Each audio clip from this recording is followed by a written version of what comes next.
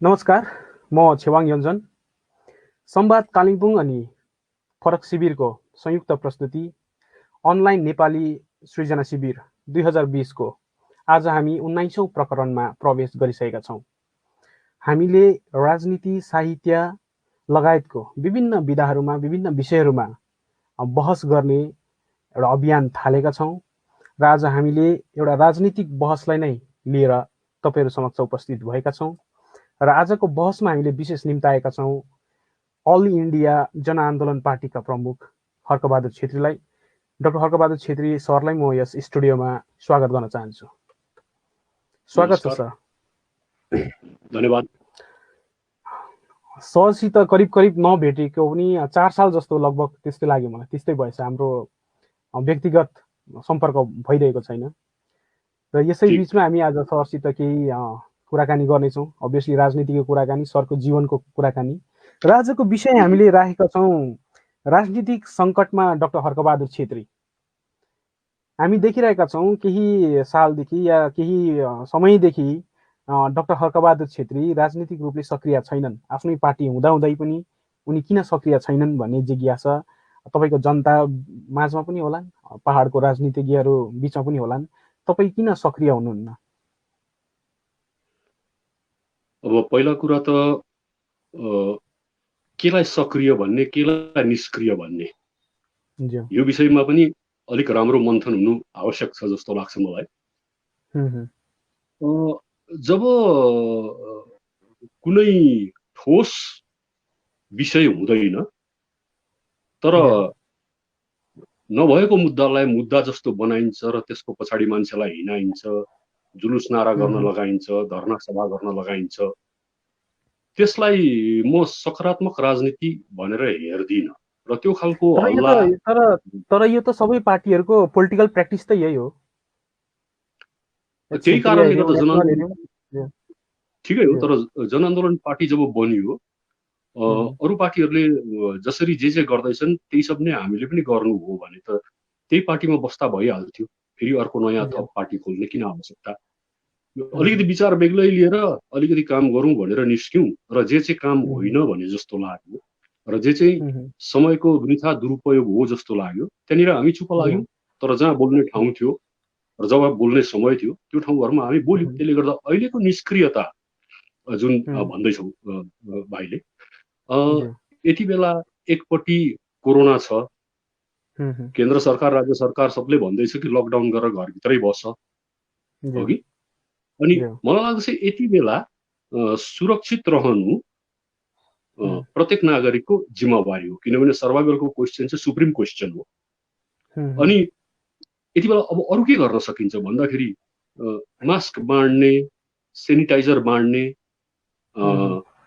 Relief बाँड्ने, यही सब कामलाई त राजनीति भनिँदैछ। अनि जे जति दलले गर्दैछन् यही काम गर्दैछन् हो कि। अनि यसमा पनि अब म त देख्दिनँ कि कमसेकम पहाडमा त्यो चिजहरूको कमी छ, काहीँ मान्छे खानु नपाएर मरिरहेको छ भन्ने खालको स्थिति छैन। केन्द्र राज्य दुईटैले नै प्रशस्त मात्रामा रासिन पानी दिइरहेको छ। अनि सामाजिक संस्थाहरूले सागसब्जीहरू बाँड्ने काम गरिरहेको छ, जसमा नगरपालिकादेखि लिएर विभिन्न तहको राजनीतिमा भएकाहरू जो चाहिँ सत्तामा छन्, हातमा क्षमता छ, तिनीहरूले काम गरिरहेका छन्। अनि यति बेला जब जनआन्दोलन पार्टी बनिँदाखेरि नै हामी अलग राज्यको मुद्दामा भनेर भन्यौँ, त यति बेला चाहिँ मराउको घरमा बिहाको कार्ड बाँड्नु गएको जस्तो हुन्छ यति बेलै गोर्खाल्यान्डको कुरा गर्नु। अनि यति बेला कुनै दलले पनि मास मान्छे बाहिर निकालेर अलग राज्यको लागि काम गरिरहेको त्यस्तो परिस्थिति पनि छैन। अनि त्यो गर्ने समय पनि होइन। अर्गनाइजेसनको सक्रियतामाथि हामी बहस गर्ने नै छौँ। अलिक हामी पछिल्लो सेगमेन्टतिर बहस गर्नेछौँ। अहिले म as a leader, as a party leader, as a intellectual doctor Harkabahadur छेत्रीको जीवनमाथि केही फोकस गरेर बात मारौँ कि भन्ने लागिरहेछ। किनभने डाक्टर हर्कबहादुर छेत्रीको जीवनले 63 वर्ष पार गरिसकेको छ। जीवनमा धेरैवटा राजनीतिक उतार चढावहरू आए, धेरैवटा सफलताहरू पनि, क्षणिक सफलताहरू पनि भनौँ, जस्तो चुनाव जितेर एउटा विधायक बन्नु, त्यो क्षणिक सफलताहरू थियो नै व्यक्ति डाक्टर हर्कबहादुर छेत्रीको लागि। यी समग्रको आजसम्मको जीवनलाई हेर्दाखेरि डाक्टर हर्कबहादुर छेत्री राजनीतिक रूपमा या आफ्नो जीवनमा कति सफल भएका छन्? एकपल्ट रिपिट गर्नुहोस् त, बिचमा ब्रेक भयो। हजुर हजुर, मैले यो तपाईँको सबै कुराहरू भने। आजसम्मको राजनीतिक जीवनमा तपाईँ कतिको सफल हुनुभएको छ? तपाईँले कसरी विश्लेषण गर्नुहुन्छ आफ्नो राजनीतिक जीवनलाई या आफ्नो व्यक्तिगत जीवनलाई? यो निकै ठुलो प्रश्न हो। यसमा धेरै कुराहरू गर्नुपर्ने हुन्छ, तर म त्यो लामो बहसमा जाँदिनँ। त्योभन्दा पहिला व्यक्तिगत कुरा भएको कारणले गर्दा म व्यक्तिगत कारणै बताउँछु, जुन कारणले म राजनीतिमा आएँ। साह्रै राजनैतिक व्यक्ति होइन म। राजनैतिक व्यक्ति होइन भन्नुको कारण चाहिँ के हो भने, म लेखबाट राजनीतिमा आएँ। हजुर, घिसिङको समयमा लेखियो, अनि लेख्नु नै महत्त्वपूर्ण लाग्थ्यो। त्यो नै मेरो फर्स्ट लभ, पहिलो प्रेम पनि त्यही हो, लेखाइ नै। तर अलिकति के हुन्छ र, लेखेर मात्र हुँदैन, उठ न राजनीतिमा भनेर भन्ने शुभचिन्तकहरू पनि थिए, दुश्मनहरू पनि थिए, चुनौती दिनेहरू पनि थिए। र त्यसरी कतिवटा चुनाव लडियो। पहिला घिसिङको समयमा काउन्सिलको चुनाव पनि लडियो, नगरपालिकाको चुनाव पनि लडियो, अघि राम्रोसँग हारियो। बादमा फेरि विमल गुरुङ आउँदाखेरि पनि म त लेखबाटै बसेँ। अनि उनीहरूले नै बोलाएर केन्द्रीय समितिमा बस्नुहोस् भन्यो, बसेँ, त्यहाँ काम गरेँ, चुनाव भयो, मलाई टिकट दिए, जितेँ। अघि म त्यसलाई अलिकति 1% चाहिँ सफलता मान्छु, किनभने त्यो 5 वर्षभित्र केही काम गर्नु सकेँ। त्यसले गर्दा म मेरो व्यक्तिगत जीवनसँग राजनीतिमा गएर मैले नोक्सान खपेँ भन्दिनँ। म लेखेर जे जति गर्नु सक्थेँ त्योभन्दा केही बेसी काम मैले 5 वर्ष बस्दा गर्न सकेँ। अघि तर अब त्यसलाई सफलता भनिहाल्नु चाहिँ मिल्दैन, किनभने सफलता भनेको पनि एउटा सब्जेक्टिभ चिज हो।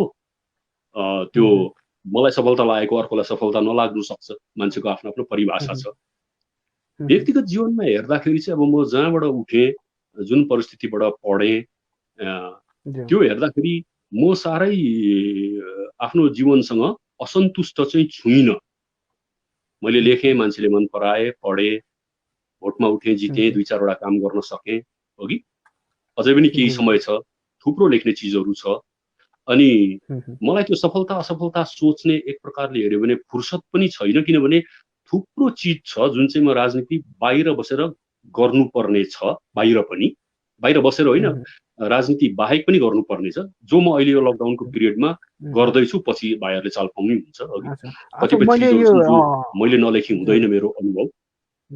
मैले नेतृत्वको सफल जीवनबारे किन प्रसङ्ग झिकेँ भन्दाखेरि चाहिँ, किनभने हामीसित दार्जिलिङ पहाडमा या गोर्खे समाजमा यस्ता नेतृत्वहरू पनि थिए जसलाई आज पनि हामी, आजको पुस्ताले पनि सम्झना गर्छन्।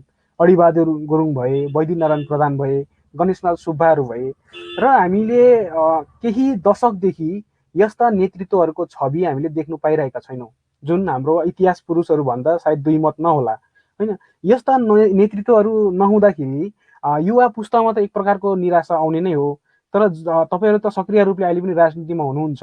तपाईँहरू राजनीतिमा हुँदाखेरि जो यो मैले जुन व्यक्ति नेतृत्वहरूको नाम बताएँ, त्यो त तपाईँहरूको लागि पनि एउटा चुनौती नै भयो नि त। तपाईँहरू उनीहरूको मुकामसम्म पुग्न सक्नुहुन्छ कि हुन्न, त्यसले गर्दा चाहिँ मैले सोचिरहेको छु, किन खडेडी परिरहेछ। त्यसमा चाहिँ यस्तो छ, त्यो जमानै अर्कै थियो। त्यो जमाना अर्कै थियो। अहिले जस्तो माने अहिले त राजनीतिदेखि बाहिर त कुनै साधारण नागरिक पनि छैन, किनभने राजनीति चाहिँ अहिले चाहिँ कस्तो भयो भने नीति भन्दाखेरि पनि बेसी रोजगार दिने ठाउँ जस्तो भयो। त्यसले गर्दाखेरि गाउँ बस्तीको कोही एकजना मान्छे पनि कुनै पार्टीमा नलागेको भेटिँदैन।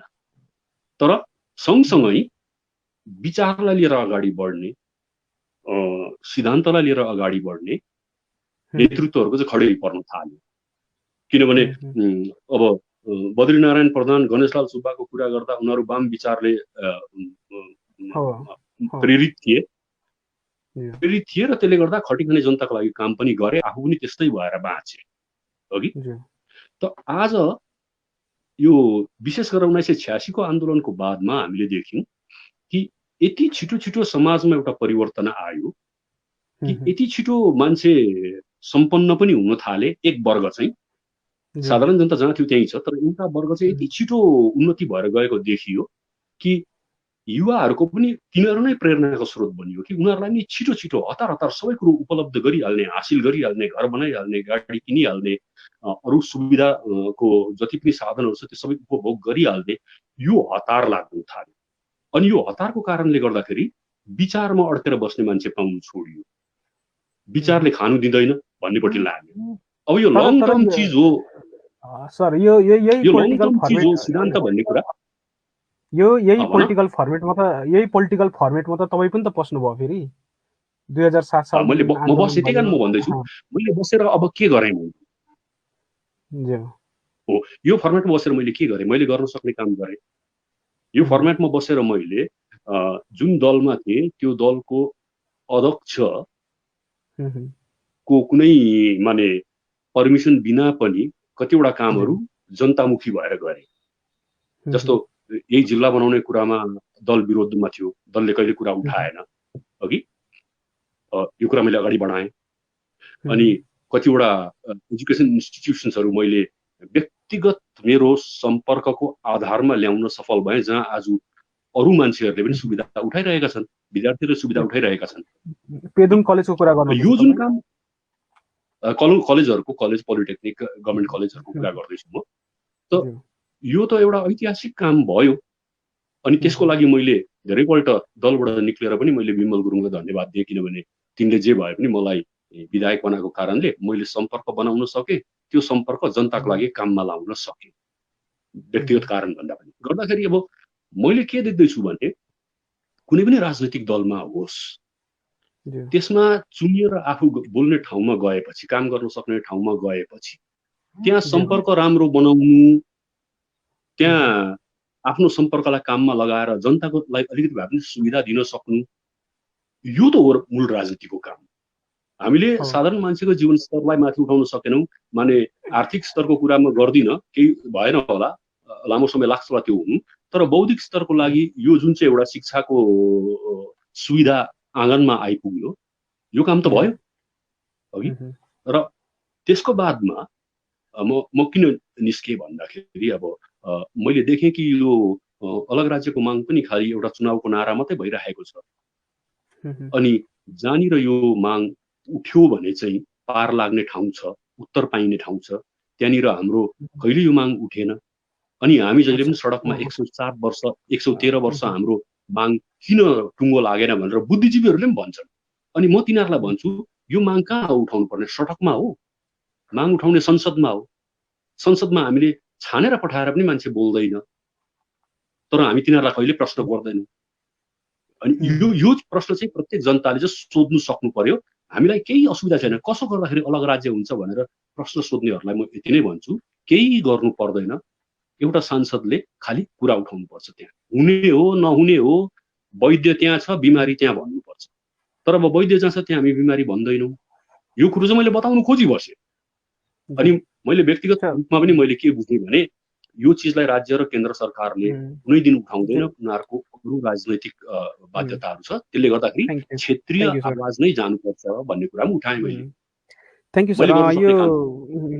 यो पहाडको जुनै पनि राजनीतिक बहसमा, राजनीतिक भेटघाटमा चर्चा हुने कुरो नै हो यो छुट्टै राज्य गोर्खाल्यान्ड। यो हाम्रो यो चर्चामा आइपुगिहाल्यो। म यो एउटा कुराकानीको मेरो चाहिँ नेतृत्वको छविमाथि, जुन पहिला इतिहासमा एउटा इतिहास पुरुषहरू नेतृत्वहरू थिए भन्नेमा चाहिँ म केन्द्रित भइरहेको थिएँ। र अब बिचमा यो चर्चादेखि त हामी भाग्न सक्दैनौँ पनि। आउने नै म एउटा प्रश्न जोड्न चाहन्छु सर, किनभने मैले हिजो म जनआन्दोलन पार्टीका प्रमुख डाक्टर हर्कबहादुर छेत्रीसँग म संवाद गर्दैछु भन्दाखेरि मलाई अचाहिँदो प्रश्नहरू चाहिँ धेरै आए। तपाईँको व्यक्तिगत लिएर नै उहाँले सही दिशानिर्देशन दिन सकेनन्, उहाँको बौद्धिकताको ठिक प्रयोग गर्न सकेनन् उहाँले भन्ने खालको कुरा चाहिँ ती प्रश्न प्रतिक्रियाहरू, त्यस्तो प्रश्नहरू आएका थिए। मलाई के लाग्यो भने चाहिँ पहाडको जनताले इन्टेलेक्चुअल सेक्सनलाई नबुझेको हो, या इन्टेलेक्चुअल सेक्सनले बौद्धिक जमातले पहाडको राजनीतिलाई ठिक टुङ्गोमा लगेर जानु नसकेको सर। मलाई चाहिँ भाइ यसमा के लाग्छ भने पहिला कुरा त जसले प्रश्न गर्छन् त्यो प्रश्न गर्नेहरूलाई चाहिँ अर्को एउटा प्रश्न के आउँछ भने साधारण प्रश्न, यो चर्चा गर्ने ठाउँ कहाँ हो? यो अलग राज्यको माग चर्चा गर्ने ठाउँ संसद हो। संसदले दिनु सक्छ भनेर संविधानमा लेखिएको छ। अनि संसदमा नगएको मान्छेलाई यो प्रश्न सोधिन्छ, उसको योग्यता भएन भन्छ। योग्यता भएन त त्यहाँ गएपछि पो प्रमाण हुन्छ योग्यता भयो कि भएन भन्ने कुरो। त्यहाँ नजानेलाई चाहिँ सोधेर जानेलाई चाहिँ ताली मार्छन्, नबोलेकोमा, केही कुरा नगरेकोमा या अरू यस्तो मुद्दा उठाएकोमा जुन मुद्दाहरू चाहिँ सम्बन्धित छैन अलग राज्यसँग, त्यस्तो मुद्दा उठाइएकोमा। र त्यसले गर्दा म भन्छु राजनीति जोसुकैले गरोस् पहाडमा, त्यसको मतलब छैन। तर यति कुरा चाहिँ आम जनताले, यहाँ राजनीति गर्ने नेताहरूले बुझिराख्नुपर्छ कि अनेस्टली इमान्दारीसँग अलग राज्यको कुरा गर्ने हो भने कहीँ तमासा गर्ने दरकार छैन। सब एक भएर एउटा सांसद पठाऊ, त्यो सांसदलाई चाहिँ त्यही कुरा मात्रै गर्नु लगाऊ, वार्खा पार भइहाल्छ। तर संसदमा चाहिँ बात नमार्ने मान्छे पठाउँछौ, विधानसभामा पठाउनेलाई प्रश्न गर्छौ, घरि आन्दोलन गर्नेलाई गर्छौ, सरकारले कोसँग बात मार्छ? जनप्रतिनिधिसँग बात मार्छ। त हामी त जनप्रतिनिधि होइनौँ यति बेला। अनि त्यो पनि केन्द्रको जनप्रतिनिधिको दायित्व हो यो। अनि त्यो जनप्रतिनिधिले कुरा गरेन भने दोष चाहिँ फेरि कसलाई दिने? अनि यो त एकजना दुईजनाको नोक्सानी होइन, यो हर्कबहादुरको मात्रै होइन, या हर्कबहादुरलाई माया गर्ने या गाली गर्नेहरूको कुरा होइन यो। तर यो जातिको भविष्यलाई सोचेर यो प्रश्नको निर्केल गर्नुपर्छ र टुङ्गोमा पुर्याउनुपर्छ भन्ने हो भने चाहिँ संसदमै उठाउनुपर्छ, सांसदले नै उठाउनुपर्छ। अरूतिर हल्ला गर्नु चाहिँ चुनावी तिकडम बाहेक अरू केही पनि होइन। यति कुरा चाहिँ बुझ्यो भने चाहिँ यहाँको राजनीति सङ्लिहाल्छ। आज आएर त डाक्टर हर्कबहादुर छेत्रीको गोर्खाल्यान्ड भोइस निकै स्ट्रङ सुनिँदैछ। म त आज चाहिँ निकै स्ट्रङ सुनिरहेको छु। यस अगाडि एक दुईवटा स्टेटमेन्ट सुनेको। तर एक समय यस्तो पनि थियो, प्रसङ्ग जोड्न चाहन्छु। एक समय यस्तो थियो, इन्द्रेको बाउ चन्द्रे आए पनि गोर्खाल्यान्ड हुन सक्दैन। यो डाक्टर हर्कबहादुर छेत्रीकै स्टेटमेन्ट हो सर। यो स्टेटमेन्टले त जनता त अन्यलतामा पर्ने नै भयो नि। होइन, यहाँ तिमीले भुल गर्दैछौ। तिमीले त्यही दोष दोहोऱ्याउँदैछौ जुन कुरो एक समयमा क्रामापाका माने सचिव आरबी राईले पनि लगाउनु भएको थियो दोष मलाई। मैले जुन कुरा भनेको थिएँ त्यो खबर कागजमा छापिएको छ, एकैपल्टमा गोर्खाल्यान्ड ल्याउँछु भन्ने चाहिँ इन्द्रको बाउ चन्द्रे आयो भने पनि सक्दैन भनेको थिएँ। तर यी जम्मैले एकैपल्ट मलाई चाहिँ काटेर निकालेर खाली माने मलाई भुल ठाउनुको लागि त्यति मात्रै उठाएर कुरा निकाले। तर यो चाहिँ स्पष्ट भने मैले, अनि एकैपल्टमा हुँदैन, यो पनि सत्य होइन। त्यति बेला मैले भनेको थिएँ होइन, त्यति बेला मैले के भनेको थिएँ भने जिटिए एउटा स्टेप हो, यसलाई बलियो बनाउँदै लैजाऊ। त्यहाँदेखि एउटा स्टेज आउँछ जति बेला जिटिएले जनआकाङ्क्षा पुरा गर्न सक्दैन, कतिवटा त्यो प्रावधानहरू त्यहाँ पुग्दैन, त्यति बेला हामी भनौँ सरकारलाई कि हेर तिमीहरूले भनेको मानेर हामीले जिटिए थाप्यौँ। तर यो जिटिए हामीले चलाएर पनि हेऱ्यौँ, तर यसले हाम्रो परिचयको मुद्दा र हाम्रो अरू मुद्दाहरू जुन छ त्यो यसले समाधान दिन सकेन। अब चाहिँ हामीले अलग राज्य चाहिन्छ। तर त्यसको लागि जिटिए चाहिँ एकदम एफिसिएन्टली चलाएर देखाउन सक्नुपर्छ। जिटिए नै चलाउनु नसकेपछि त्योभन्दा ठुलो बडी के भनेर दिन्छ सरकारले हामीलाई? अनि त्यही कारण यो इन्द्रको बाउ चन्द्रेमा चाहिँ म घरिघरि फर्केर आउँछु। त्यो एकै खेपमा भन्ने शब्दलाई हटाउनेहरू चाहिँ यो राजनैतिक षड्यन्त्र हो कि हर्कबहादुरमा पनि एउटा योग्यता देखेको छ र यसलाई यतिकै जानु दियो भने यसलाई कुनै दाग दोष लगाएन भने चाहिँ यसलाई रोक्न सक्दैनौँ भन्ने भएको कारणले गर्दाखेरि उनीहरूले त्यहाँ राजनीति खेले र एक अंश मात्रै आउट अफ कन्टेक्स्ट सन्दर्भ बाहिर निकालेर उनीहरूले त्यसलाई प्रचार गरे। यो त दोष उनीहरूको। अनि यो तपाईँले जुन स्टेप बाई स्टेपको कुरा गर्नुभयो नि स्टेटहुड पुग्नुको लागि, अनि अहिले चाहिँ फेरि हामीलाई के हतार पर्यो? अहिले जनआन्दोलन पार्टीलाई फेरि के हतार परेर तपाईँ खालि एमपीलाई फोकस गरिरहनु भएको छ, जितेर गएपछि काम सहिले गर्नु भनिरहनु भएको छ। किनभने जसवन्त सिंह जितेर गएकै हो, तपाईँहरू त्यति बेला पार्टीमा हुनुहुन्थ्यो, तपाईँले कर गर्नु भएन त्यति बेला फेरि जसवन्त सिंहलाई? यस्तो हो नि, हर्कबहादुर छेत्री केन्द्रीय समितिको एकजना सदस्य, महासचिव पनि होइन, अध्यक्ष पनि होइन। अनि गोजमुमोमा सर्वे सर्वा चल्थ्यो विमल गुरुङको। अनि त्यहाँनिर हर्कबहादुरले कराउँदा केही हुन्थ्यो? अनि जसवन्त सिंहले हर्कबहादुरको सुन्थ्यो कि विमल गुरुङको सुन्थ्यो? त्यहाँ त कुनै ठाउँ नै थिएन मेरो। त्यति बेला पनि दोस्रो पल्टको चुनावमा हामीले यो राष्ट्रिय पार्टीले सक्दैन भनेर मेरो प्रेस रिलिजहरू छ कि यो पालि लोकल क्यान्डिडेटलाई दिनुपर्छ भनेर भन्ने हामीले कुरा राखेको त्यो खबर कागज छ मसँग। किन लोकल पार्टीलाई भनेको भने केन्द्रीय दलले केन्द्रको इन्ट्रेस्ट हेर्छ, केन्द्रको इन्ट्रेस्ट बङ्गालको 42 वटा सिट हो, दार्जिलिङको एउटा सिट होइन। यहाँ जसोतसो चुनावको बेलामा एउटा एउटा आशा देखाएर भोट जित्नु बाहेक अरू केही पनि छैन। राज्यको दल जुनै आयो भने पनि उनीहरूको स्पष्ट अडान छ, हामी रगतको एक थोपा रमजालसम्म पनि अलग राज्य हुन दिँदैनौँ भन्ने। त्यसो भए अरू कसले यो मुद्दा उठाउँछ त उठाउनु पर्ने ठाउँमा भन्दा यस्तो मान्छेले उठाउनुपर्छ जुन चाहिँ मान्छे कलकत्तामा हार्छु, हावडामा हार्छु, हुगलीमा हार्छु भने डरै छैन, किनभने उ त्यहाँ छँदै छैन। ऊ छ खालि दार्जिलिङमा, अनि जिते पनि दार्जिलिङ, हारे पनि दार्जिलिङ भन्ने स्पष्ट। त्यो मान्छेले चाहिँ उसको लुज गर्नुपर्ने, हराउनु पर्ने, गुमाउनु पर्ने केही पनि हुँदैन। त्यसले गर्दा ऊ निर्धक्क भएर पार्लियामेन्टमा बोल्न सक्छ। तर अरू पार्टीको त राष्ट्रिय र राज्यको पार्टीको त उनीहरूको पार्टीको कमिटी, पोलिटिकल कमिटीको पर्मिसन बिना बोल्नै पाउँदैन कुनै पनि विषयमा। अनि तिनीहरूले कसरी आवाज उठाउँछ हाम्रो, त्यो त हामीले देखिरहेका छौँ। नभए 3 पल्ट पठाउँदाखेरि लु आज त रुलिङ पार्टीमा छ, रुलिङ पार्टीकोले दिन्छु भन्यो भने त्यसलाई कर लाग्छ दिनु। तर अपोजिसनमा हुँदाखेरि त एउटा फ्रिडम छ नि। जसवन्त सिंह त अपोजिसनमा थियो, तर जसवन्त सिंहसम्मले पनि आँट गरेन, किनभने उसले पनि सोच्यो कि बाँकी बङ्गालमा हाम्रो पार्टीको बेस नै खतम भएर जान्छ, यिनीहरू विभाजनकारी भन्ने दोष लाग्छ भनेर आँट गरेन। अनि रुलिङ पार्टीमा गर्छ। यी घटनाहरू यस्ता तथ्यहरू गोर्खाल्यान्ड आन्दोलनलाई लिएर क्षेत्रीय दलहरूले के कस्ता काम गरे यी जम्मै जनताले देखिरहेका कुराहरू पनि हुन् र नदेखिएका जनताहरूले यो गुगल सर्च गर्दा लक्षेप्रै पाइहाल्ने कुराहरू, यो डाटाहरू।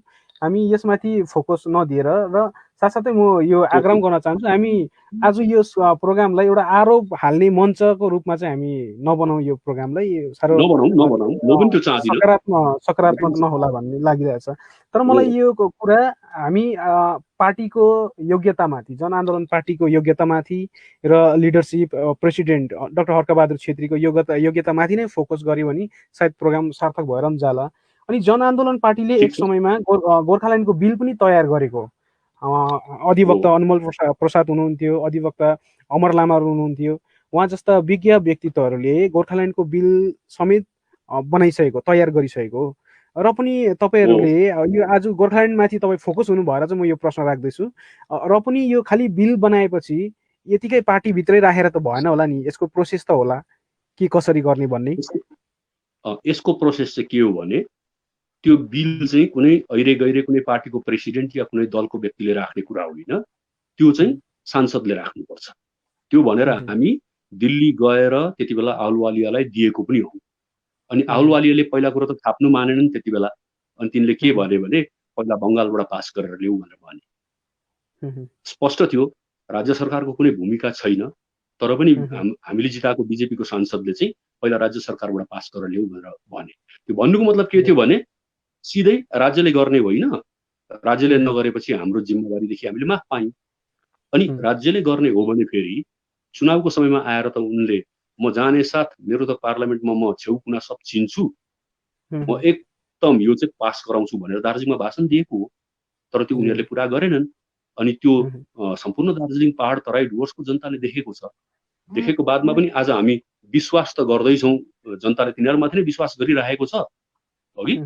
तर हामीले चाहिँ एउटा काम चाहिँ गर्यौँ कि बिल बनाउनु चाहिँ त्यति योग्यता भएको चाहिँ जनआन्दोलन पार्टी छ, अब तिम्रो काम राख्ने मात्रै गएर राख भन्नु।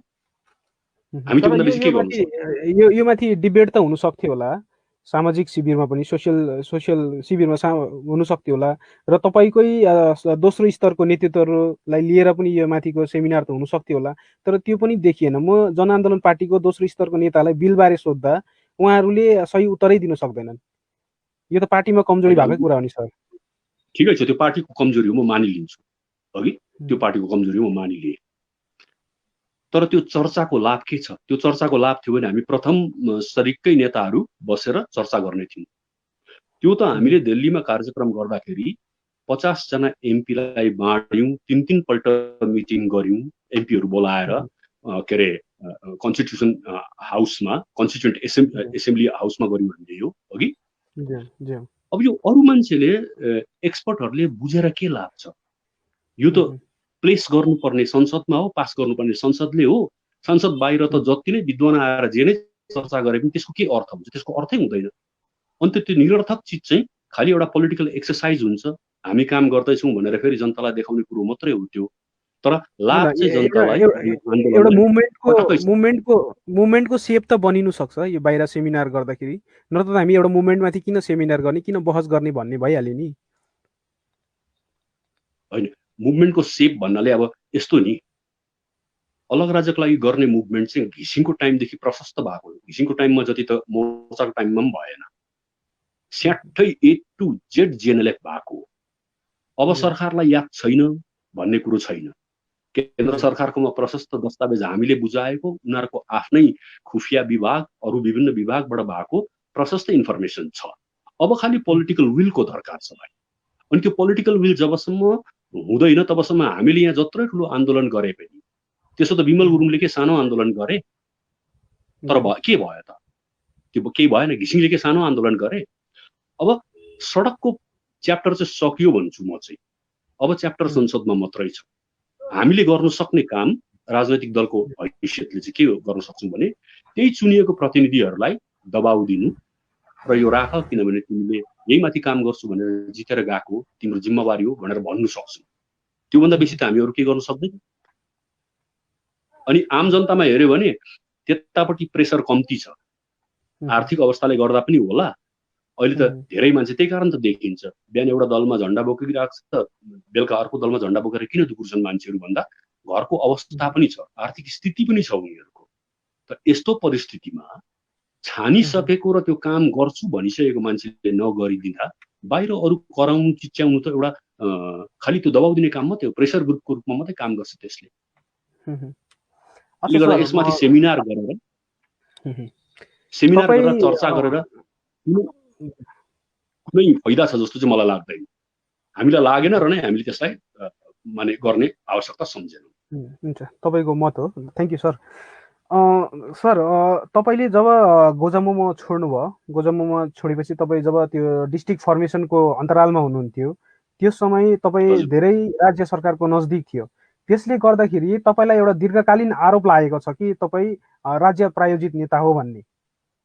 अहिले जनआन्दोलन पार्टी खोलिसकेर आफूले काम गरिरहनु भएको छ र पनि तपाईँलाई यो राज्य प्रायोजितै हो, राज्यको पक्ष लिएर बोल्छ डाक्टर हर्कबहादुर छेत्री भन्ने आरोप छ नि। तपाईँ कन्फेस गर्नुहुन्छ तपाईँलाई यो आरोप लागेको प्रति? साँच्चै म राज्यसित गएको थिएँ भनेर कन्फेस गर्नु चाहनुहुन्छ कि यसको खण्डन गर्न चाहनुहुन्छ? म खण्डन पनि गर्दिनँ, कन्फेस पनि गर्दिनँ। किन गर्दिनँ भने मैले के गरेँ त्यो सबको आँखा अगाडि छ। सुरुमा मलाई दोष लाउनेहरू सबै राज्य सरकारसित छन् अहिले। अनि के पत्याउनु, कसलाई सिरियसली लिनु, के फाइदा हुन्छ सिरियस भएर? लु सपोज मानिलिउँ म गएको थिएँ अरे राज्य सरकारसित, जिल्ला बनियो, 5-5वटा कलेजहरू आयो, मैले व्यक्तिगत रूपमा अरू के गरेँ? मैले राम्रो सम्पर्क राखेँ। राज्य सरकारसित जानु भनेको के हो? सरकारसित राम्रो सम्पर्क राखेर जनताको काम गर्नु कि सरकारलाई मुड्की देखाएर उल्टा आफ्नै जनता मार्नु? यो चाहिँ जनताले पनि बुझ्नु पर्यो। अब जनतालाई मबाट फाइदा हुँदैन भने उनीहरूलाई फाइदा हुने र उनीहरूलाई राम्रो लाग्ने र छान्नु उनीहरू स्वाधीन छ, जो उनीहरूले गर्यो त्यसमा मलाई कुनै दुःख छैन, होइन? त यसमा कन्फेसको के कुरा छ? मैले राज्य सरकारपट्टि लागेर मैले एउटा घर बनाएँ कि मैले फ्ल्याट किनेँ कि मैले कुनै एउटा कन्ट्र्याक्ट लिएँ भने पो हर्कबहादुरलाई दोष लगाउने ठाउँ छ त? हर्कबहादुरले जति 5वटा काम 6वटा काम गर्यो त्यो जम्मै त जनताको काम गरेको छ। अनि त्यसको लागि मुड्की देखाएको भए एउटा काम पनि गर्न सक्ने थिइनँ मैले। अनि जनतालाई के चाहिन्छ? जनतालाई उनीहरूको सुविधा ल्याइदिने नेता कि गएर के अरे मुड्की देखाएर झगडा मात्रै पर्ने र जनतालाई चाहिँ केही पनि नदिने नेता चाहिन्छ? त्यो जनता स्वाधीन छन्, डेमोक्रेसी हो। अनि त्यसमा मलाई दुखमन पनि छैन। मैले स्पष्टीकरण के मेरो कामले स्पष्टीकरण दिएको छु मैले, त्यसले गर्दा मलाई स्पष्टीकरण दिने कुनै दरकारै छैन। अनि यो दोष लाउनेमा पनि एउटा वर्ग त को छ भन्दाखेरि अर्को दलको मान्छेहरू छ म्याक्सिमम। त अर्को दलको मान्छेले चाहिँ अरू चाहिँ के भन्छ त हर्कबहादुरलाई गाली गर्छ? अच्छा, हर्कबहादुर सपोज त्यो अर्को माने राज्य सरकारसँग मिलियो अरे, मानिलिउँ त्यो दोषलाई, जनतालाई नोक्सान हुने के गर्यो हर्कबहादुरले? एमएलए भएर कहाँ चाहिँ जनतालाई साह्रो पार्यो हर्कबहादुरले? र अरू एमएलएहरू जो भए हर्कबहादुर बाहेक उनीहरूले के लाभ पुर्यायो जनतालाई, जुन लाभ चाहिँ हर्कबहादुरले दिनु सकेन? देखाओस् त, एउटा पनि देखाउन सक्दैन। अच्छा, माने अहिले जिटिएले जुन काम गरिरहेछ स्टेटसँग मिलेर त्यो सही छ? जिटिएले गरिरहेको काम त्यो सही गलत भन्ने कुरो त जनताले भन्छ नि। किनभने जनतालाई सुविधा पुगिरहेको छ भने सही छ भन्छ, जनताले केही पाएको छैन पाएको छैन भनेर भन्छ, अनि त्यो चुनावमा त्यसको निर्णय दिन्छ। म को हुँ र त्यो भन्ने? तपाईँ एउटा इन्टेलेक्चुअल कसरी काम गर्छ मलाई थाहा छैन। तपाईँ पार्टीको इन्टेलेक्चुअल लिडर हुनुहुन्छ नि त सर, त्यही कारण तपाईँको व्याख्या विश्लेषण सुन्न चाहेको म। होइन, यस्तो नि, मैले राम्रो हो भन्नुको लागि मैले राम्रो काम भएको देख्नु पर्यो, मैले नराम्रो भन्नुको लागि नराम्रो काम भएको देख्नु पर्यो। म त गाउँको हल्लामा यो राम्रो र त्यो नराम्रो, या कसैको रिसमा त्यो नराम्रो मान्छे र यो राम्रो मान्छे मैले पनि भने त मैले पढेको त बेकार भयो नि त। म त फेरि त्यही एउटा अनपढ के अरे होहोरेमा लाग्ने मान्छे त हुनु चाहदिनँ नि, जो म सधैँ थिइनँ म हुनु चाहिनँ। होइन भने हर्कबहादुरलाई यदि राज्यसँग लागेर आफ्नो काम गर्नुको लागि लागेको थियो भने हर्कबहादुर यहाँ हुने थिएन नि। हर्कबहादुर त्यो दलभित्र अर्कै पोजिसनमा हुन्थ्यो नि। मैले कहिलेदेखि रिजेक्ट गरेको यो अफर? 2015 देखि 2016 मा टिकटमा मैले विरोध गरेँ, आफै उठेँ। यो इलेक्सनमा म्युनिसिपालिटी इलेक्सनमा उनीहरूले मिलेर लडौँ भने हुँदैन, हाम्रो सिद्धान्त मिल्दैन, त्यहाँ म अलगै बसेँ।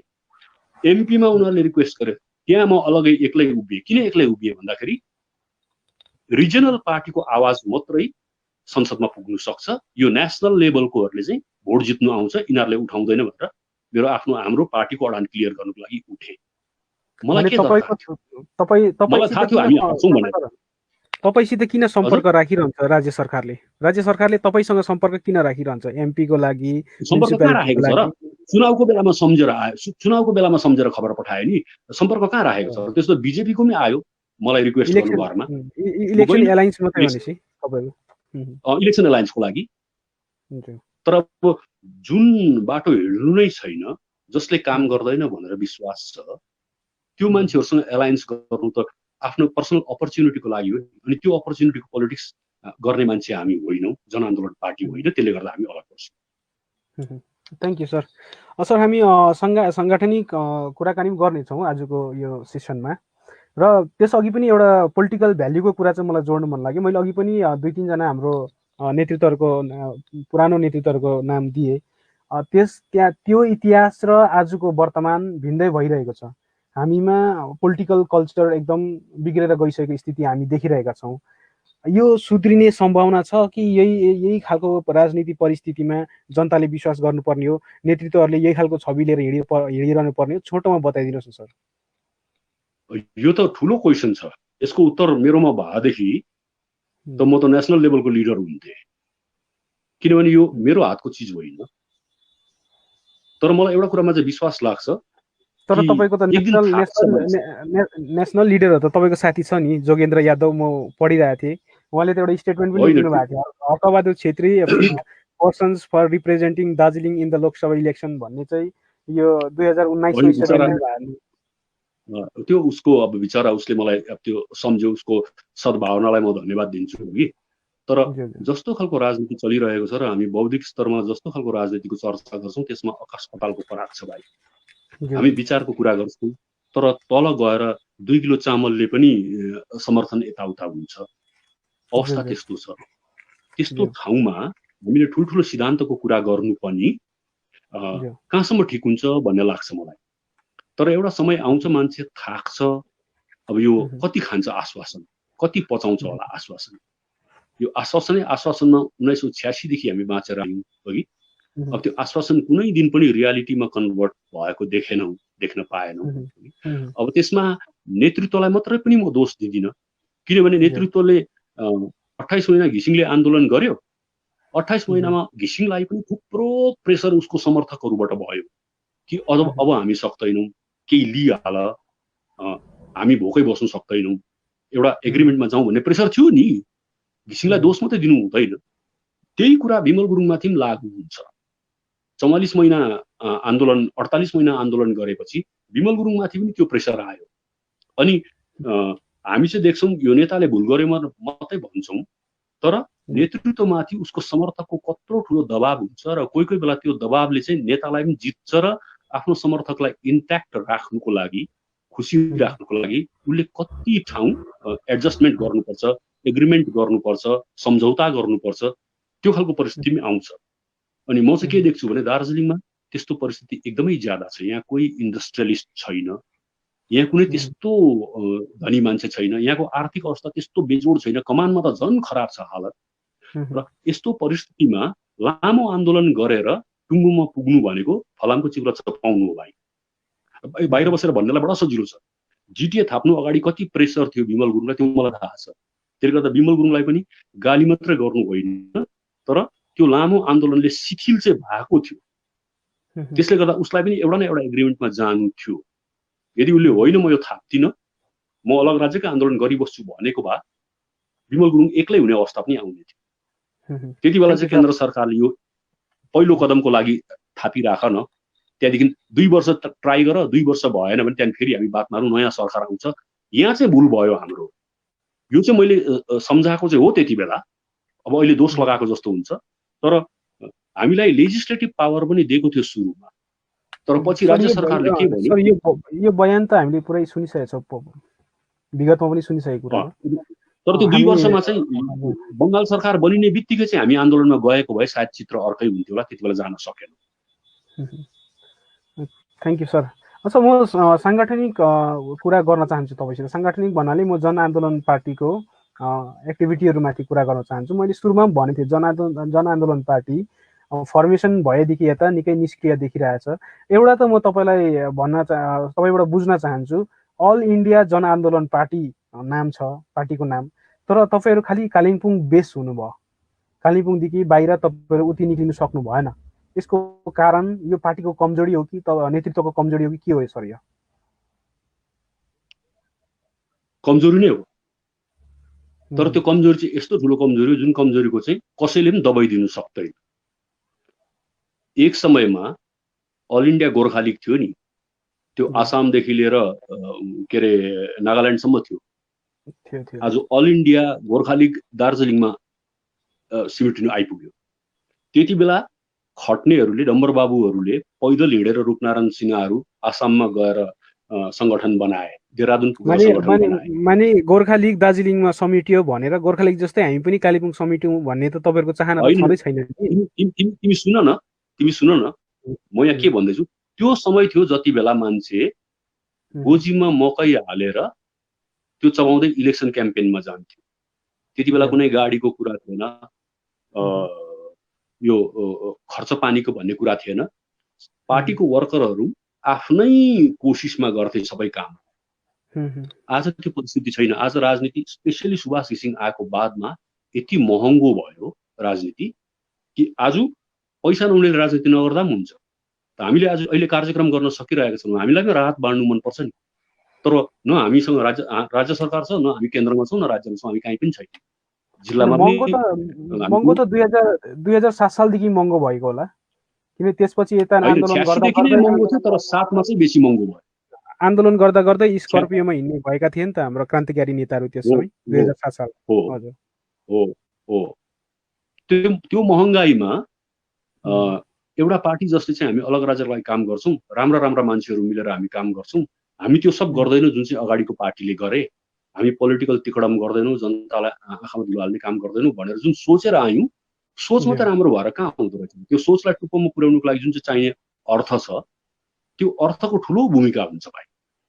र आज किन जनआन्दोलन पार्टी अल इन्डिया नाम राखेर अल इन्डिया क्यारेक्टरमा जानु सकेन भन्नुभन्दा अगाडि, कुनै पनि पार्टी जबसम्म जनताको निस्वार्थ समर्थन पाउँदैन जानु सक्दैन नि। आज देश स्वाधीन बनाउने कङ्ग्रेसको अवस्था हेर्नु, जनताले छोड्दै गएपछि कस्तो भयो अवस्था। जनताको समर्थन जुटाउन जापले के गर्नुपर्ने? अब जनताको समर्थन जुटाउन कस्तो अभियान थाल्नुहुन्छ तपाईँहरू? होइन, जापले त एउटा स्पष्ट मेसेज दियो जापले कि हामी अनेस्टली अलग राज्यको लागि काम गर्छौँ, त्यही भनेर नै हामी बन्यौँ।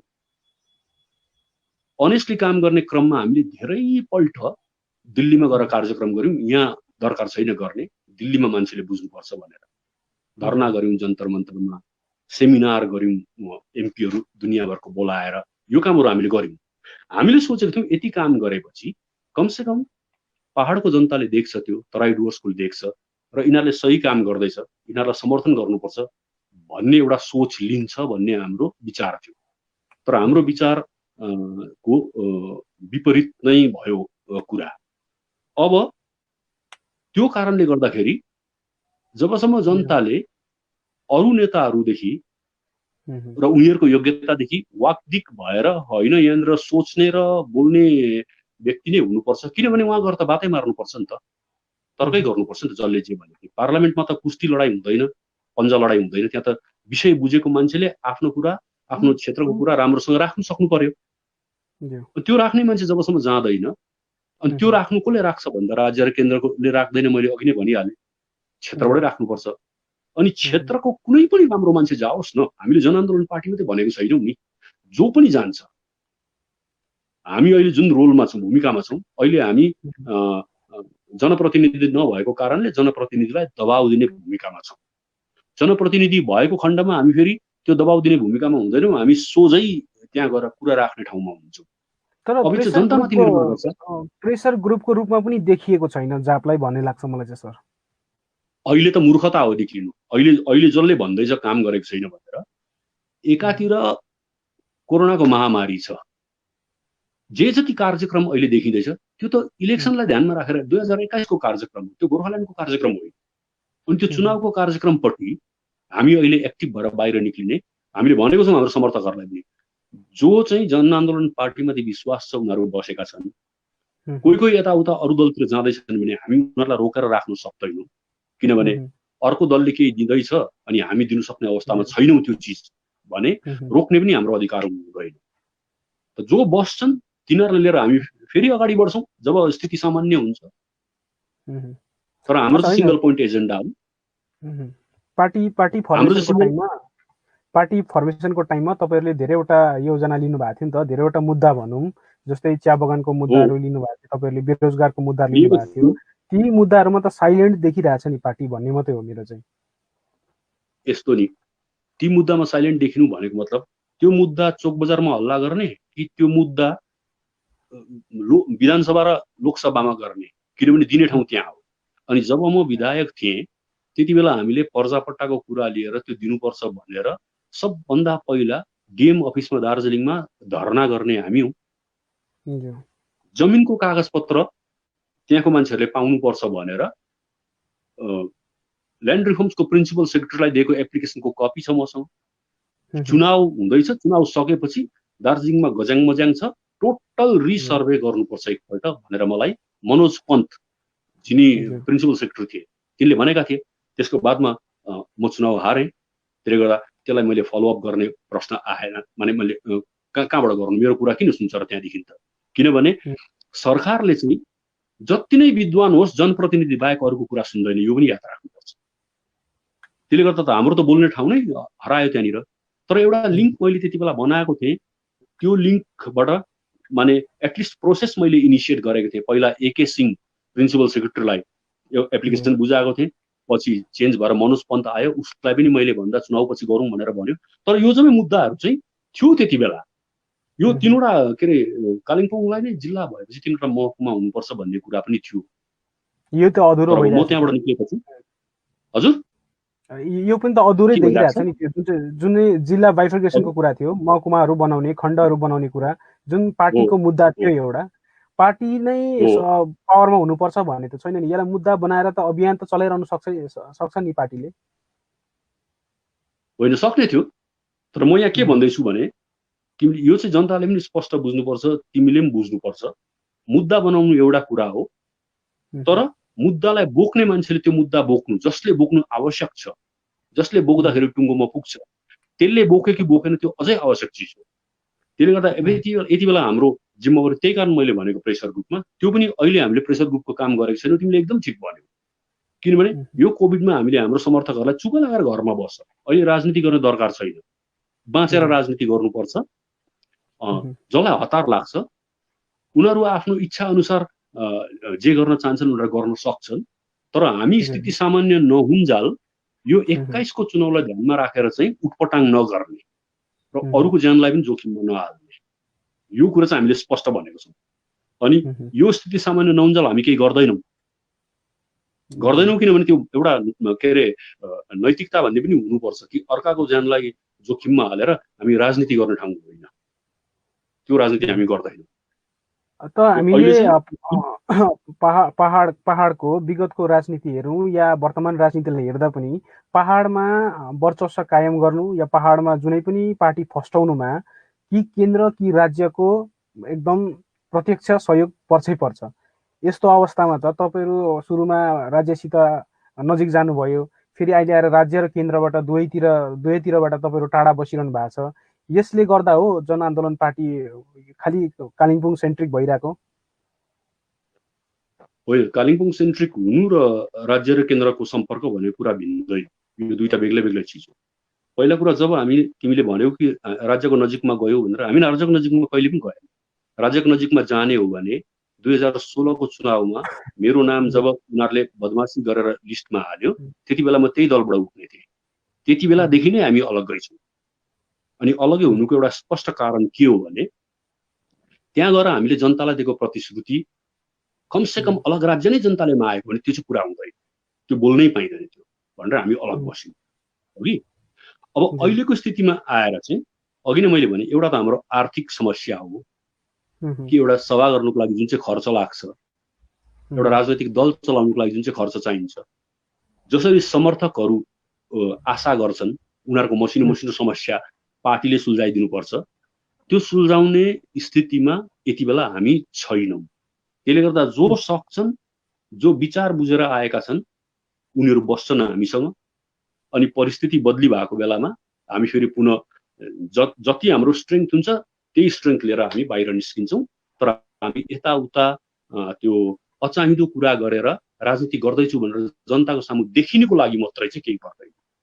सो यो अलिक मलाई असहज लाग्यो यो कुरा, किनभने मैले कस्तो बुझेँ भने जनआन्दोलन पार्टीलाई अहिले फाइनेन्सियल स्पोन्सरको आवश्यकता छ भन्ने टाइपको लाइन आयो सर। यो राजनीतिक पोलिटिकल भ्याल्युको कुरा पनि गरिरहेको छौ, तिमी बुझ्न सक्छौ त्यसरी, किनभने तिम्रो बुझाइ तिम्रो हो, तिम्रो बुझाइमा मैले मेरो बुझाइ अनुसार नै बुझ भनेर भन्नु म सक्दिनँ। मैले अघि नै स्पष्ट भने, यति बेला हामी काम गरिरहेको हुन्थ्यौँ। एउटा मेन कुरा चाहिँ के हो भने, यति बेला हामी जनताको ज्यानलाई जोखिममा हाल्नु र उटपटाङ गर्नुको लागि हामी राजनीतिमा निक्लिँदैनौँ। यति बेला सबलाई घरमा बस्छ भनेर हामीले पहिला पनि भनेको थियौँ, हाम्रो पार्टी गर्न चाहिँ मिटिङमा बोलाएर। अहिले कुनै एक्टिभिटी गर्ने दरकार छैन, किनभने यस्तो समयमा जति बेला प्रतिदिन यो दिनमा 30, 35, 40 हुँदै अब दिनमा लाख गरेर बढ्छ भनेर भन्दैछ। आज मात्रै वर्ल्ड हेल्थ अर्गनाइजेसनले कम्युनिटी ट्रान्समिसन सुरु भयो इन्डियामा भन्दैछ। पहाडमा आएको छैन भन्दैमा त्यो इन्फर्मेसनको कमीको कारणले गर्दाखेरि हामी निर्धक्क भएर हाम्रो दाजुभाइहरू घुमिरहेको छ। यति बेला एउटा जिम्मेवार राजनैतिक दलको व्यक्तिहरूले, म यो त विनयहरूलाई पनि भन्छु, बिजेपीकोहरूलाई पनि भन्छु कि यति बेला हेल्थ फेसिलिटी के छ हाम्रो गाउँ बस्तीमा, त्यो प्रोपर किटहरू छ कि छैन, अक्सिजन सिलिन्डर छ कि छैन, अक्सोमिटर छ कि छैन। बाइचान्स भोलि 10,000 संक्रमण चाहिँ एकै दिन भयो भने कहाँ लान्छौ, कसरी ट्रिट गर्छौ? यो पो हो त जिम्मेवारीको राजनीति। त यति बेला त के अरे अरू विषयहरूलाई लिएर राजनीति गर्न सम्भव होइन नि। चामल बाँड्ने राजनीतिले मात्रै हुँदैन नि। यति बेला पहाडमा भात खानु नपाएर मरेको मान्छे छैन। तर भोलि स्थिति बिग्रिँदै गयो भने यस्तो हुन्छ, यो कम्युनिटी ट्रान्समिसन फैलियो भने कि पहाडमा त झन् खतम छ यहाँको हेल्थको इन्फ्रास्ट्रक्चर। त्यतापट्टि ध्यान दिने कि नदिने। अब एउटा त तल त्रिवेणीमा एउटा कोभिड सेन्टर बनायो, हस्पिटल बनायो, राम्रो कुरा हो। तर टेक्निसियन छ कि छैन, भाइरोलोजिस्ट छ कि छैन, त्यहाँनिर अक्सिजन सिलिन्डरहरू छ कि छैन। जुन कुरोको अभावमा आज पैसावालाहरू पनि सिटीतिर मर्दैछन् हस्पिटल बेड नपाएर। त्यो स्थिति पहाडमा आयो भने त्यसलाई चाहिँ हेर्ने जिम्मेवारी कसको, कुन पार्टीको? जो पार्टी सत्तामा छ उनीहरूको। अनि उनीहरूले यतापट्टि चाहिँ अहिले ध्यान दिनुपर्ने हो। र त्यो एउटा हुन्छ नि, प्रायोरिटी चाहिँ के हो यो समयको, त्यो प्रायोरिटी बुझेर काम गर्ने हो भने चाहिँ अहिले चाहिँ कोरोनालाई डज गर्नुको लागि चाहिँ के कमी छ, त्यो कमीलाई पुरा गर्ने चाहिँ दुवै एमपीको पनि एमएलएजहरूको पनि जिम्मेवारी हो। यतापट्टि उनीहरूले काम गर्नुपर्छ र सरकारलाई पनि सचेत बनाउनुपर्छ। Thank you sir. सर यहाँ दर्शकहरूबाट केही प्रश्नहरू आएका छन् तपाईँलाई। सायद हामीले यो अघि पनि यस विषयमा बात त गऱ्यौँ होला, र पनि म प्रश्न तपाईँ अघि प्रस्तुत गर्न चाहन्छु। ठिक छ। लीलाबहादुर छेत्री लेख्नुहुन्छ, गोर्खाल्यान्ड सम्भव छ कि छैन? तपाईँको पक्ष के हो? जाप नेता होइन, आम गोर्खा भएर जवाब दिनुहोस् सर। अच्छा, म भन्छु यो सम्भव छ छैन भन्ने कुरा पनि स्पष्ट छैन, तर एउटा कुरा सम्भव छ। त्यो सम्भव चाहिँ के हो भने यो प्रश्न हामी पार्लियामेन्टमा जहिले उठाउँछौँ तब मात्रै थाहा पाउँछौँ यो सम्भव छ कि छैन, किनभने यो पार्लियामेन्टले भन्ने उत्तर हो, हर्कबहादुरले दिने उत्तर होइन। तर हर्कबहादुरको चाहिँ एउटै भनाइ छ कि यो प्रश्न चाहिँ संसदमा अहिलेसम्म उठाइएन, हाम्रो दुर्भाग्यको कुरा चाहिँ त्यही हो। अनि आम गोर्खा भएर म भन्छु होस् या नहोस्, तर एकपल्ट प्रश्न उठ्यो भने कमसे कम पार्लियामेन्टले उत्तर दिनु कर लाग्छ। उनीहरूले हुँदैन भन्यो भने पनि प्रतिनिधिले प्रश्न गर्न सक्छ किन चाहिँ हुँदैन, त्यो कारण माग्न सक्छ। उनीहरूले कारण दियो भने हामी फेरि हाम्रो समस्या भन्न सक्छौँ, त्यसो भए के त, वाट नेक्स्ट, हाम्रो चिनारीको समस्यालाई समाधान गर्ने अर्को के छ भारत सरकारसँग भनेर सोध्ने काम चाहिँ सांसदको हो। त्यहाँ प्रश्न उठायो भने यो स्पष्टीकरण चाहिँ हुन्छ। तर सम्भव छ छैन भन्ने कुरा चाहिँ माने सरकारको पोलिटिकल विलमाथि डिपेन्ड गर्छ। सरकारले चाह्यो भने सम्भव छ, सरकारले चाहेन भने हजारवटा बिङ्गा लगाउँछ, यसलाई गर्दैन। आजसम्म चाहिँ बिङ्गै लगाइरहेको छ। सर अर्को प्रश्न राख्न चाहन्छु। आकाश प्रधान लेख्नुहुन्छ, गोर्खाल्यान्ड भर्सेस टी गार्डन वर्कर्सको मिनिमम वेज कुनमाथि बेसी ध्यान दिनुपर्छ यो समयमा? मलाई लाग्छ टी गार्डन वर्करको समस्या एकदमै इमिडिएट समस्या हो। तर टी गार्डन वर्करको समस्या, मिनिमम वेज इत्यादिको कुरा यो राज्य सरकारले ह्यान्डल गर्नुपर्ने हो। यो चाहिँ विधानसभामा कुरा गर्नुपर्ने हो। साथसाथै अलग राज्य चाहिँ सम्भव छ छैन या यही म्यान्डेटमा हामी जितेर आएको र पार्टीले पनि पर्मानेन्ट सल्युसन दिन्छु भनेको छ, यसमाथि के भन्छ पार्लियामेन्टले, किनभने मलाई चाहिँ मेरो क्षेत्रको जनताले चाहिँ यही मुद्दामाथि जिताएर पठाएको भन्ने प्रश्न चाहिँ सांसदले सोध्नु सक्छ। गर्दा बाँडोस् न काम, सांसदले अलग राज्यको कुरा गरोस्, विधायकले टी गार्डनको कुरा गरोस्, बाँडेर गर्नुपर्छ, सबै कुरो एउटैले उठाउनुपर्छ भन्ने छैन। Thank you sir. सर एउटा प्रश्न राख्न चाहन्छु, तर यो प्रश्न तपाईँसित सम्बन्धित नहुनुपर्ने भन्ने चाहिँ मलाई लागिरहेको छ, किनभने यो बिजेपीलाई प्रश्न रहेछ र तपाईँको बयान राखिदिनुहोस्। 2021 अगाडि बिजेपीले गोर्खाको हितमा काम गर्छ भन्ने क्वेसन मार्क छ सर, चारवटा चाहिँ। 21 अघि गर्छ भन्ने? हजुर सर। अब यो चाहिँ के हो भने अहिलेसम्मको ट्र्याक रेकर्ड हेर्दाखेरि चाहिँ मलाई चाहिँ साह्रै गर्छ जस्तो लाग्दैन। गर्यो भने चाहिँ राम्रो हो अघि। तर 2021 मा बङ्गालको चुनावलाई ध्यानमा राखेर उनीहरूले फेरि एउटा आश्वासनै लिएर आयो भने चाहिँ जनताले आश्वासनमाथि चाहिँ भर पर्नु हुँदैन। त्यस्तो केही सलिड चिज दियो नै भने, जस्तो 11वटा जात गोष्ठीको कुरा छ, त्यो दिएर हामी अलग राज्यको चाहिँ पछि कुरा गर्छौँ भनेर भन्यो भने त्यो पनि ठिक छ। होइन पर्मानेन्ट सल्युसन तिमीहरूको यो हो भनेर भनिदियो भने त्यो पनि ठिक छ। तर भन्नु चाहिँ चुनावभन्दा पहिल्यै भन्नुपर्छ। चुनावमा आश्वासन दिएर चुनावको लगत्तै पछि हामी गर्छौँ भन्यो भने चाहिँ फेरि त्यो लगत्तै पछि चाहिँ अर्को 5 वर्ष जान्छ। त्यसले गर्दा म व्यक्तिगत रूपमा चाहिँ मलाई साह्रै आशा लाग्दैन, किनभने यत्रो लामो काम गऱ्यौँ। प्रधानमन्त्रीदेखि लिएर अहिलेको रक्षा मन्त्री राजनाथ सिंहदेखि लिएर दिवंगत सुषमा स्वराजदेखि लिएर कसलाई चाहिँ भेटेनौँ। बिजेपीको शीर्षस्थ नेताहरूसँग बसेर बात मार्यौँ, सबैले प्रतिश्रुति दिए अलग राज्य तेलङ्गाना र गोर्खाल्यान्डको चाहिँ हामी समर्थन गर्छौँ भनेर। तर त्यो प्रतिश्रुति पाएको आज 6 वर्ष बित्यो, हामीले केही सुन्नु पाएको छैनौँ। त्यसले गर्दा मलाई विश्वास गर्ने आधार नै छैन, पृष्ठभूमि नै छैन, ब्याकग्राउन्ड नै छैन। के को आधारमा मैले विश्वास गर्नु काम गर्छ भनेर? त कामै गरेर देखायो भने मात्रै विश्वास हुन्छ। सर एउटा लामो प्रतिक्रिया आएको छ, म तपाईँ समक्ष राख्न चाहन्छु। भन न। सचिन चामलिङ राई लेख्नुहुन्छ, कालेबुङ जिल्ला गठन अनि पहाडमा केही सरकारी शैक्षिक संस्थानहरूको स्थापनामा डाक्टर हर्कबहादुर छेत्रीले सफलता दिएकै हुन्। डाक्टर हर्कबहादुर छेत्रीले विधायकको रूपमा कूटनीतिको नमुना देखाउँदै यस्ता सफलता दिलाए। एकजना प्रखर वक्ता अनि धेरै जानकारी राख्ने व्यक्ति पनि हुन् डाक्टर छेत्री। तर गोजमोमोदेखि बाहिरिएर जाप पार्टी खोलेपछि दुईवटा चुनाव हारिसकेका छन्। गोर्खाल्यान्ड प्राप्तिकै सन्दर्भमा पनि इन्द्रेको बाउ चन्द्रे जस्तो विवादित बयानबारे अहिले कन्स्पिरेसी थ्योरी अघि बढाउनु भयो। सर प्रतिक्रिया दिनुहोस् तपाईँको। अब यो चाहिँ के भन्दैछ यिनले भने के अरे गोजमुदेखि छुट्टेपछि चाहिँ दुईटा चुनाव हार्यो, दुईटा हो कि तीनटा हो, तीनटा पो त, दुईटा होइन तीनटा चुनाव हारेको गोजमु छुट्टेपछि।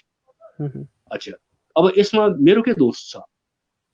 यदि कसैले मलाई योग्य व्यक्ति हो, कुटनीति पनि जान्ने, सफलता पनि दिलाएकै हो भन्छ भने त यो मान्छेले कुनै टुङ्गोमा पुर्याउन सक्छ भन्ने विश्वास पनि त राख्नु पर्यो नि, होइन भने त त्यो अगाडि गरेको प्रशंसाको त मूल्य रहेन नि, होइन? हुनसक्छ त्यो भाइ समर्थक नै होला। अघि इलेक्सन जित्नु हार्नु म त भन्छु नि, गान्धी इन्डिपेन्डेन्ट क्यान्डिडेट उठेर गोडसेले कांग्रेस पार्टीको टिकट पाएको भए गोडसेले जित्ने थियो चुनाव। चुनाव भनेको संगठनको कुरा हो। गोजमुसँग बलियो संगठन थियो, धेरै अर्थ थियो उनीहरूसँग, मैले म्याच गर्न सकिनँ, सामान्य मार्जिनले म हारेँ है। अन्त चुनाव भनेको त कुनै इक्जाम त होइन नि, त्यो जित्ने हार्नेको व्यक्तिगत कारणले त जित्नु हार हुँदैन नि। आम जनतालाई उसको मेसिनरी कतिको चाहिँ प्रभावित, गोर्खाल्यान्डलाई लिएर चाहिँ तपाईले कन्स्पिरेसी थ्योरी अपनाउनु भयो भन्ने चाहिँ भनिरहनु भएको छ नि। होइन, त्यो उसले भनेको के कन्स्पिरेसी त्यो मैले बुझिनँ।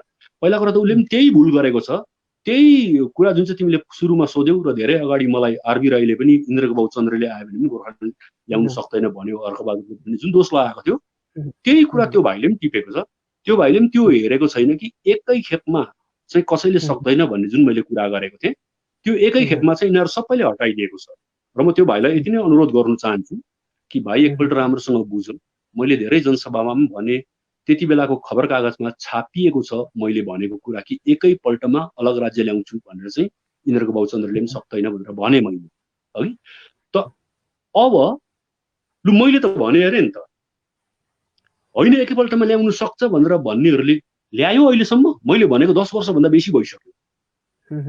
ल्याएर देखाउनेले चाहिँ भन्नु सुहाउँछ कि त्यसले भन्थ्यो त सक्दैन भनेर, खै त भयो त अन्त भन्दाखेरि पो म गलत प्रमाण भयो त।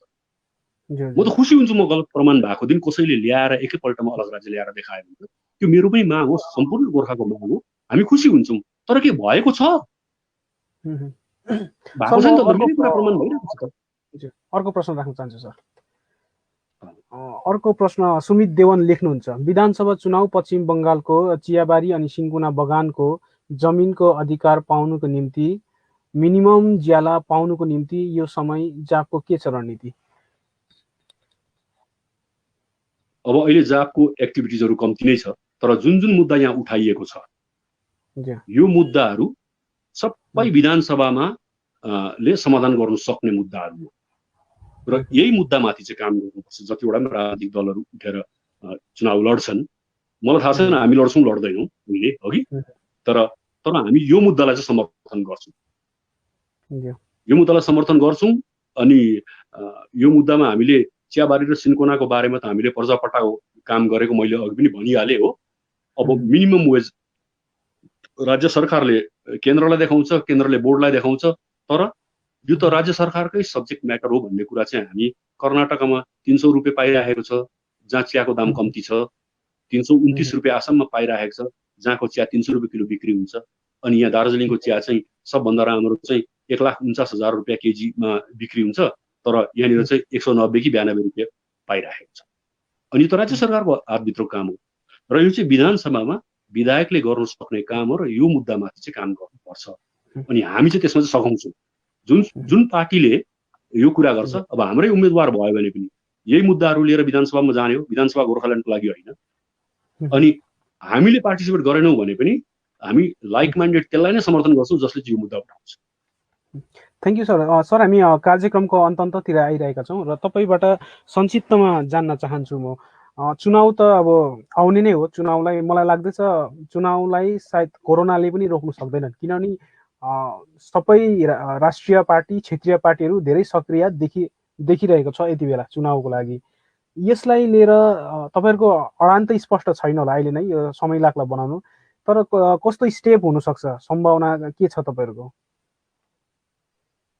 अहिले हामी चुनावलाई लिएर चाहिँ मिटिङ बसेको छैनौँ। हामी चाँडै चुनावलाई लिएर ब्युरोको मिटिङ बस्छौँ, त्यहाँदेखि चुनावमा के कसो गर्नुपर्ने, किनभने अहिले समय पनि मोटामोटी 10 महिना समय छ, 10-11 महिना समय छ र त्यसले गर्दा त्यो ब्युरोको मिटिङ नबसी म यस बारेमा केही खुलस्त रूपमा भन्न सक्दिनँ। Thank you sir. सर अन्तिम आजको सेसनको अन्तिममा म तपाईँसँग ऱ्यापिड फायर राउन्ड चाहन्छु सर। म तपाईँ समक्ष 5वटा प्रश्न राख्नेछु, तपाईँ यसलाई ऱ्यापिड फायर फर्मेटमा दिनुहोस्, यस नो तपाईँको सुविधा अनुसारको। 1 नम्बर प्रश्न छ। अब यसमा चाहिँ म एउटा कुरा भनिहाल्छु, यो ऱ्यापिड फायर भन्ने चाहिँ बडा अप्ठ्यारो चिज हुन्छ कि यसभित्र पातलो र बाक्लो यस हुन्छ, यसभित्र थुप्रै नोहरू हुन्छ, त्यसैले नो पनि एउटा एब्सोल्युट नो हुन्छ अनि कोही नो भित्र चाहिँ थुप्रो यसहरू पनि पसेको हुन्छ। त्यसले गर्दा यो ऱ्यापिड फायर चाहिँ क्विज कन्टेस्टमा राम्रो हुन्छ, राजनीतिमा त्यति यसले सही चिज बोक्छ बोक्दैन म भन्न सक्दिनँ, तर म उत्तर दिने कोसिस गर्छु। हुन्छ सर, म प्रश्न राख्न गइरहेछु सर। प्रथम प्रश्न छ तपाईँलाई, राजनीतिक सङ्कट आइपर्दा डाक्टर हर्कबहादुर छेत्रीलाई साहित्यको सम्झना आउँछ कि आउँदैन सर? मलाई साहित्य भनेको त्यो घडीमा के अरे चाबी लगाएर 5 बजीदेखि म कविता लेख्छु कसैले डिस्टर्ब नगर्नु भनेर हुँदैन। साहित्यिक हो भने 24 घण्टा साहित्यिक हो, होइन भने हुँदै होइन। त्यसले गर्दा यो साहित्य समय चाहिँ हो, अहिले जस्तो कोरोनाको समय छ, धेरै समय पाइरहेको छु काम गर्ने, अघि राजनीति गर्दा समय पाइँदैन किनभने मान्छेलाई भेटेर उनीहरूको कुरा सुन्नुमा व्यस्त भइन्छ। तर यो राजनीतिक सङ्कटमा साहित्य, साहित्यिक सङ्कटमा राजनीति भन्ने कुरो चाहिँ गलत हो। Thank you sir. दोस्रो प्रश्न राख्न चाहन्छु, डाक्टर हर्कबहादुर छेत्रीको पोलिटिकल केरियर अन्तिम चरणको सङ्कटकालीन मोडमा छ कि छैन सर? यो डिसाइड गर्ने चाहिँ जनता हो, किनभने कुनै पनि व्यक्तिको बारेमा अन्तिम शब्द चाहिँ त्यति बेला भनिन्छ जति बेला त्यो व्यक्ति हुँदैन। अहिले मेरो अगाडि अझै जीवन छ, अझै म के गर्नेवाला छु मलाई त थाहा छैन भने अरूलाई के थाहा हुन्छ। Thank you sir. त्यसले गर्दा यो सङ्कट हो होइन भन्ने कुरो बारेमा स्पष्ट भनिदिनु जनताको हातमा छ। म तेस्रो प्रश्न राख्न चाहन्छु सर, डाक्टर हर्कबहादुर छेत्रीलाई 2021 को विधानसभा चुनाव जित्ने रहर छ? यो चाहिँ तिम्रै प्रश्न हो भने तिम्रै मनभित्रको कुरा हो, जनता कसैले दिएको प्रश्न हो, त्यो जनताकै मनभित्रको कुरा हो। रहरमा केही गर्ने हर्कबहादुर हो भने त्यस्तो रहरको मौका 2015 देखि पाउँदै आएको जुन चाहिँ मैले छोड्दै आएँ, यो रहर होइन, राजनीतिक कर हो। जसले रहरले गर्छ र एमएलए हुन चाहन्छ उनीहरूको हालत आज पनि देखिरहेको छ के हुँदैछ। त्यसले गर्दा मलाई रहर छैन। Thank you sir. सर चौथो नम्बर प्रश्न मलाई धेरै रोचक लागिरहेछ, यो प्रश्न म तपाईँ समक्ष राख्न चाहन्छु। डाक्टर हर्कबहादुर छेत्रीलाई बेला बेला विमल गुरुङको असाध्यै माया लाग्छ? मलाई त सुभाष घिसिङको पनि माया लाग्छ। मैले अघि नै उनीहरूको बाध्यताको कुरा गरेँ अघि, तर पब्लिक फिगर भएपछि उसको नीतिले चाहिँ जनतालाई नै अप्ठ्यारो पार्ने भयो भने त्यति बेला आलोचना गर्नुपर्छ। तर आलोचना गर्दा गर्दै पनि दाजुभाइको सम्बन्ध चाहिँ बिर्सिनु हुँदैन। त्यसले गर्दा आफ्नै गाला आफ्नै लपेटा हो। मलाई विमल गुरुङमाथि युएपिए लाग्दा माया लाग्यो, त्यो मेरो जिम्मेवारी हो एज एउटा गोर्खा र एउटा पहाडको मान्छे भएर, किनभने उसले पनि यहीँ जे गर्यो सबै यहीँ गर्यो। यो एउटा व्यक्तिगत सम्बन्ध चाहिँ राजनीतिक सम्पर्कले कहिले पनि बिग्रिनु हुँदैन भन्ने पक्षमा चाहिँ म छु। सबसँग राम्रो सम्बन्ध होस्, बाँच्ने काम चाहिँ राजनीतिमा मात्रै गरोस्। अन्तिम प्रश्न राख्न चाहन्छु, डाक्टर हर्कबहादुर छेत्रीको जीवनकालमा गोर्खाल्यान्ड हुन्छ कि हुँदैन सर? यो प्रश्न पनि यसको उत्तर मसित छैन। मैले अघि भने समय दिएर केही पनि भन्न सकिँदैन। ल्याइहाल्छु भन्ने मान्छेहरू बितेर गइसके, अझै पनि भएको छैन। पाइन भने टाउको काटेर माखल बाबालाई चढाउँछु भन्ने मान्छेहरू बिमारी भएर खसे तर भएन। समय दिने कुरा छैन, खालि यति हो मेरो समयमा मैले पार्टी गर्दाखेरि चाहिँ हाम्रो पार्टीको पक्षबाट चाहिँ कमसेकम गलत कदम नउठोस्, एक पाइला भए पनि अगाडि सरौँ सही कदम उठाएर भन्ने मेरो विचार हो र अरू जसले यो काम गर्दैछन् तिनीहरूको पनि सही कदम उठोस् भन्ने शुभकामना हो मेरो। Thank you sir. म कन्फिडेन्ट थिएँ सर, तपाईँले ऱ्यापिड फायर राउन्डलाई पनि तपाईँको पक्षमा पार्नुहुन्छ भन्ने। Thank you sir. अब यस र नो मात्रै भनेको भए त पटाङ हुन्छ नि त यस्तोमा त। थ्याङ्क यू सर, तपाईँले हामीलाई समय दिनुभयो। हामीले 1 घन्टासम्म धेरैवटा कुराहरू गऱ्यौँ। आगामी दिनमा पनि यस्तै बहसहरूमा तपाईँलाई हामी निम्ताउनेछौँ। Thank you sir. एकदम एकदम धन्यवाद। Thank you. उहाँ हुनुहुन्थ्यो डाक्टर हर्कबहादुर छेत्री, जनआन्दोलन पार्टी प्रमुख। उहाँसित आज हामी 1 घन्टासम्म राजनीतिको कुरा, उहाँको जीवनको कुरा र आगामी सम्भावनाहरूबारे बातचित गऱ्यौँ। आगामी दिनमा पनि हाम्रो यस प्रकारको कार्यक्रम हुने नै छ। तबसम्मको निम्ति म छेवाङ योन्जनलाई बिदा दिनुहोस्। नमस्कार।